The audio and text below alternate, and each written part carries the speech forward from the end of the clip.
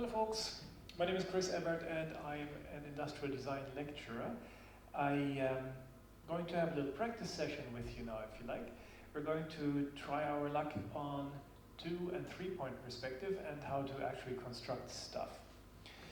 Now let's go through this here just for the sake of repetition. What is 2 and 3 point perspective actually? You've seen this in my other lectures before. 2 point perspective is when we draw an object with the help of 2 points. Here's 1 point, and here's another point.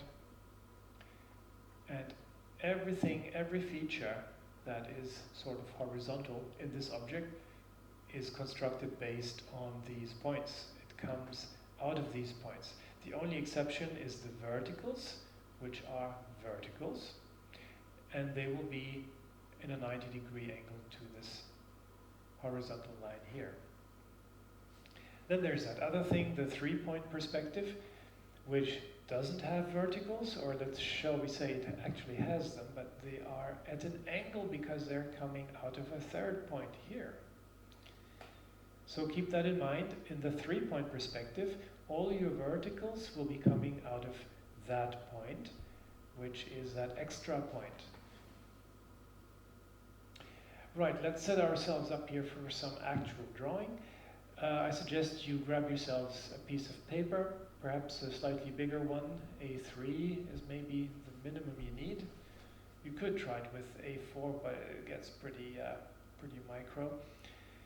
And then find a way to strap some strings to something that can be moved. I suggest taking some mugs and tying a string to the handles of the mugs, one from the left, one from the right, and that can be your movable points. What you might want to do is maybe tape down the mugs so that they're not moving, because you'll only want to use these strings to tell you where to go. And if you want to do a 3 point perspective, well, use a 3rd mug and put it at the bottom here. Also tie a string to it and use that as your vertical. Okay? So only follow the strings when you're drawing. Next thing, what if we want to draw some ovals? Now here we have an oval in an isometric perspective. That's not 2 or 3 point, that's isometric, but it doesn't matter because the thing is this. In this world, any shape fits into a box, if you have a big enough box. And if you want to draw something in perspective, it's much easier to start with a box. So start the box in perspective first and then fit in the next thing, which could be a cylinder, could be a circle, something like that. And this is how we do it. Let's say we want to put a circle or an oval into a box, and it has to be in perfect good perspective. Well, in your mind, or even in real life, on your paper, put lines through, and these lines will have to be exactly at the halfway length of your lines here. So this is 50%, this is 50%, and that's where you put your line, and that's where you put your line, and they go through. And that shows you the points where the circles touch the box. Yeah, like this. And of course things get a bit more involved when you're doing this with an entire object, but it's basically the same thing. You draw a box and you put in your circle, and that should do the trick. You can put in some diagonals also to help you. As you see here, for example, that diagonal, that is half of this length. So you take half of that again, this here, and you know exactly where your longest point of your circle should be. Okay? Once again, if we measure this line here, then you put that line through half and half, take half again, and that's for your circle. maxes out, goes around. And it looks like this in this building or box, if you will. Right, if we're expressing the scale now of things, we need to make some choices. If you're going to draw a big object, you need to draw it differently from a small object. Which one of these two do you think is the bigger object? If I were to make a guess, I would say, yeah, this here is clearly a bigger object because it looks so much more dramatic, right? The lines are spraying out much, much more dramatically. It looks like a building would look if you're standing in front of it. Whereas this doesn't have such a huge divergence of lines, so it could be a small object.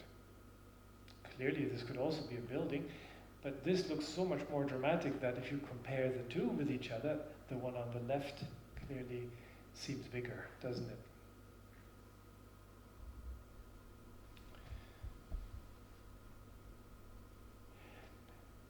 Now, there's a thing called line weight. Line weight means that you are using some thicker lines for some things than you do on other things. And when you're drawing perspective, obviously these lines also need to get thinner into the distance. That can be a bit of an adventure. And you can do this more easily with big pens or biros that can peter out. But much more importantly is how to construct the distance between spaces. Let's say we have something that's regularly spaced, but it's disappearing into the distance, like these telegraph poles here. We can easily construct the vanishing point that these poles are following. Yeah, we've just drawn these orange lines here, and they give us this point. So from this point, everything emanates. And we can also find the middle line.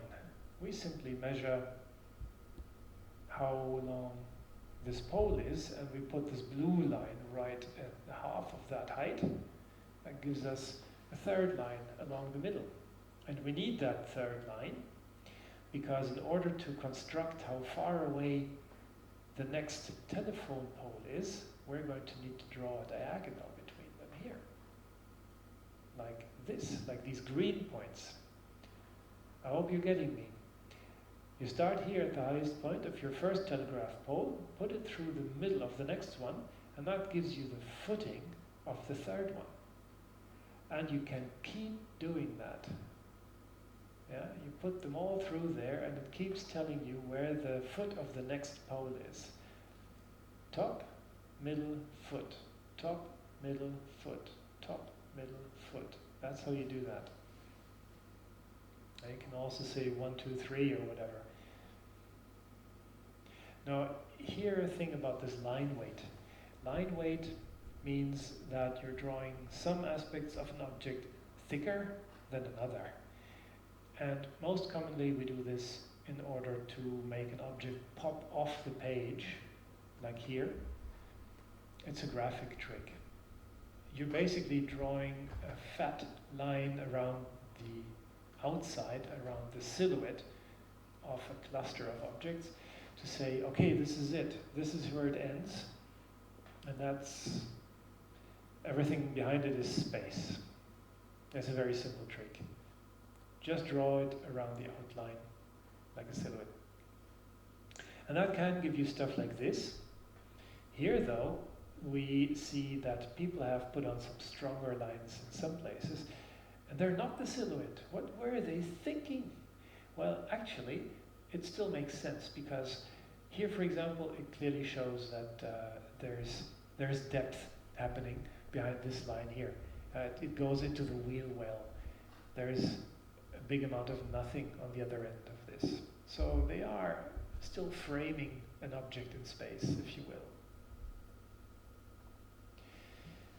And then you combine all that and get yourself something nice. Now, if you want to practice this a little, I suggest drawing that object. This is a step ladder, and see if you can actually draw that. I think it is actually quite feasible. You just need to set yourself up nice and clean and solid. So first you construct this according to a 2-point perspective, as we know. And then you just try to emulate the same vanishing points as on the photo. Put a ruler on it, see where it takes you, see where the points collide, where the lines collide, and there you go. That's where your points sit. And then you can construct the spacing of the steps.